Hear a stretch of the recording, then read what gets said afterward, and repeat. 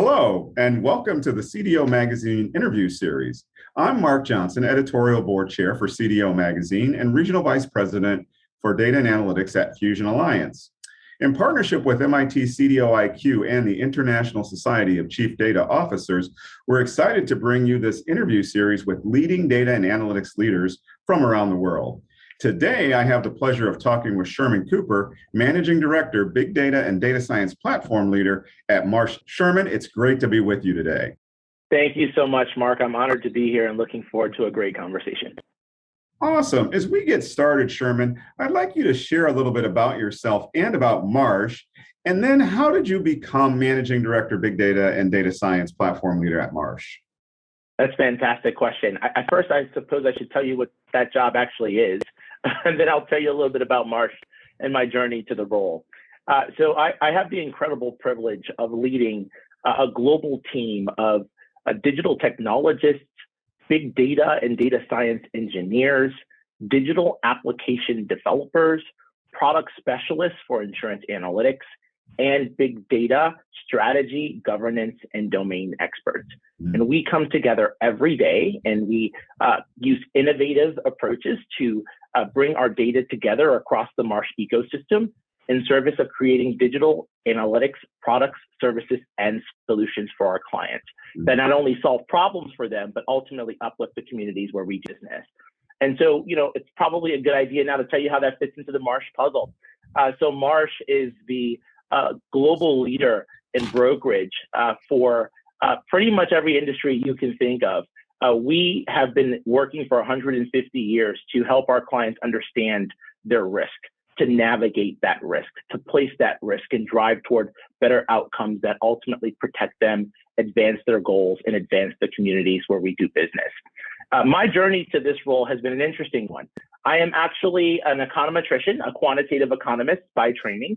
I studied economics in undergrad and grad school, and then focused on areas of public policy, public finance, and data policy.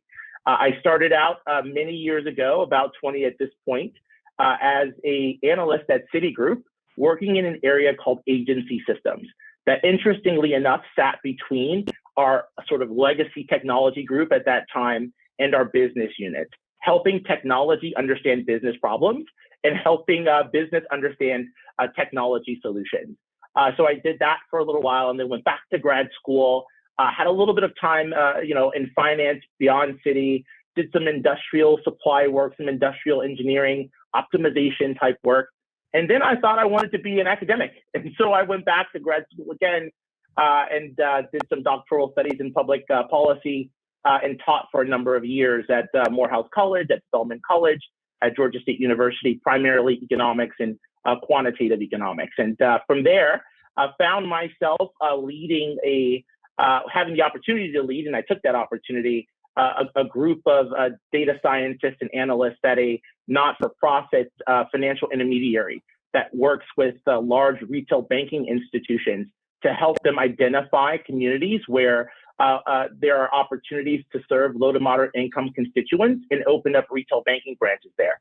So I ran the analytics shop there for a couple of years and then had an incredible opportunity to join MasterCard, where I was at immediately following that role and before Marsh for a couple of years. And then Marsh presented an opportunity that I just couldn't refuse. So I'm a little bit of hybrid here. So I'm left brain, right brain, academic, a bit of a geek when it comes to the numbers, a bit of a geek when it comes to the policy science, and also very much a practitioner. So that was the journey. Yeah, that's an exciting perspective for folks that sit in the chair, similar to your chair. There's a number of different ways to come to that chair, but what inspires me about your journey is that you've really always been sort of about the data and about insight and about, sort of learning and problem solving with insight behind that problem solving. I'd like to take a moment, because we're thinking about this whole idea of accelerating innovation and digital transformation. I'd like to take a moment for you to give us a definition of what digital transformation means in general. And I know that's a big ask, but then kind of bring that down to Marsh. What does digital transformation mean for Marsh? Yeah, so that's a really great question. I think digital transformation means a little bit something different for every organization. So I think it's probably better for me to start with the Marsh question. Digital transformation for us at Marsh is all about our clients, right? As I said in the intro, we've been spending the last 150 years, and we'll spend the next 150, helping our clients understand their risk and to manage that risk and unlock the power of possibility toward better outcomes there. And we're going to continue to do that work, right? But the digital transformation element of that work means that now we're coming to the table as a full team, right? Not just our business expert, not just our broking experts, but our digital team as well, and our technology and data teams around the company. We're at the table with our clients, still trying to understand those same problems, but now we're solving those problems in a digital first way and helping our clients to do that. So I think the digital transformation journey at Marsh is about continuing to solve for our clients, but doing that in a way that brings them along, that helps them see the power of digital and unlocking better outcomes for them, to see insights sooner, to see them faster, and to make decisions that help mitigate those risks on the horizon sooner. That's what the digital transformation journey is all about at Marsh. And we're also bringing our colleagues along with that, right? So it's not just our clients that have to come along this journey, it's also our colleagues. And for the most part, I do a pretty good job, and so does the team here at helping them along that journey. But we have our challenges just like every other organization, but we're well on our way.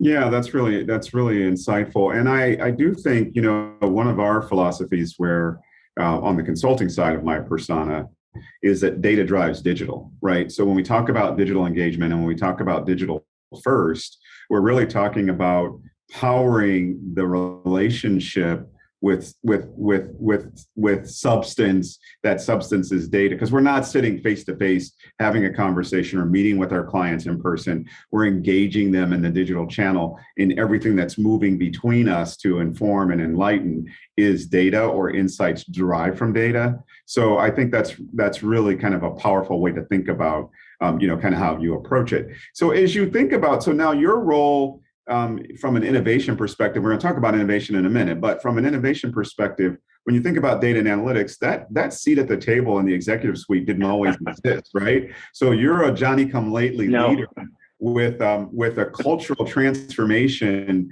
agenda, not only for your external clients, but certainly for the mind share that you have with your internal stakeholders. So as you think about leading from this brand new sort of executive seat at the table, what do you consider to be the top 3 skills or acumen that are necessary to be successful in that role in today's world of digital transformation? Mark, I don't know that I have all of the answers or that I'm expert enough to say that the top 3 are as follows, but I can certainly give you 3 that I think have been helpful for me and that I encourage, other colleagues and, not just those here at Marsh, but those across other industries who are in similar roles to continue to try to develop. I think the first thing I'd like to mention is the need to be curious. Curiosity is very, very important because solving problems is what we are, here to do, right? With the data, right? It's the data in, right? We then apply sophisticated analytical methodologies, and then it's the insights that come out, right? And so you've got to be searching for these problems. Oftentimes the problems will search for you if you do a good job in evangelizing digital. I'll get to that word in just a minute. But I think it's about being curious and always looking under every rock to make sure that you thoroughly understand the problems that are presented towards you. And then thinking about how we solve those and really having a curiosity to learn new and innovative ways to manipulate data, new and innovative software that are available to manage the data, to manage your insights derivation process. And you've got to do that in a smart way, a secure way, a privacy aware way. So I think being curious about those methodologies is important, not just curious about the problem. I think the second piece of this trifecta, if you will, I think is the ability to stay nimble. Oftentimes, as a leader, I walk into a room and I have been briefed on what folks believe is a particular problem. After some investigation, it turns out we're solving a different problem altogether. Right. and so being nimble and being able to be in a position to solve even if you get thrown a new problem midway through solving one that you thought you were solving, you've got to be able to pivot. And to do that, I think with a great deal of awareness, you've got to be able to do that quickly, and you've got to be able to bring people along and have them feel confident in your ability to do so. And that brings me to my last point. I think it's also super critical for me anyway, that I am very evangelical in nature. And I'm not talking about religion here, although some of us data geeks treat the data in our practice in a religious-like way. But I'm really talking about the ability to mobilize folks behind a vision. And it's very difficult when we're talking about digital transformation, because oftentimes, if there is a revenue driver that's working well today, even if there's great potential to accelerate revenue and or to open new markets or solve new problems for clients, it's very difficult to get folks to want to fix something that ain't broke per se, right? If it ain't broke, don't fix it. Right. And so I think digital transformation is not always about fixing things. It's about enhancing things when you get it right. And you've got to be able to bring people along that journey. I think a lot of data programs that are successful not only have smart people at the table, but they have smart people at the table that people want to follow and that they're willing to get behind. And that takes a lot of work. I spend a lot of time here at our New York office. I'm down in our Atlanta office frequently. We have a large team in Phoenix. I will go visit clients. I've done that quite a bit as well. It's about being on the road and evangelizing the true benefits and the true value proposition of leading and solving in a digital first way. Great. On behalf of CDO Magazine, we bring these kinds of interviews to you every day. So please tune in to check out additional profiles in leadership on the platform. We're excited to make that a reality.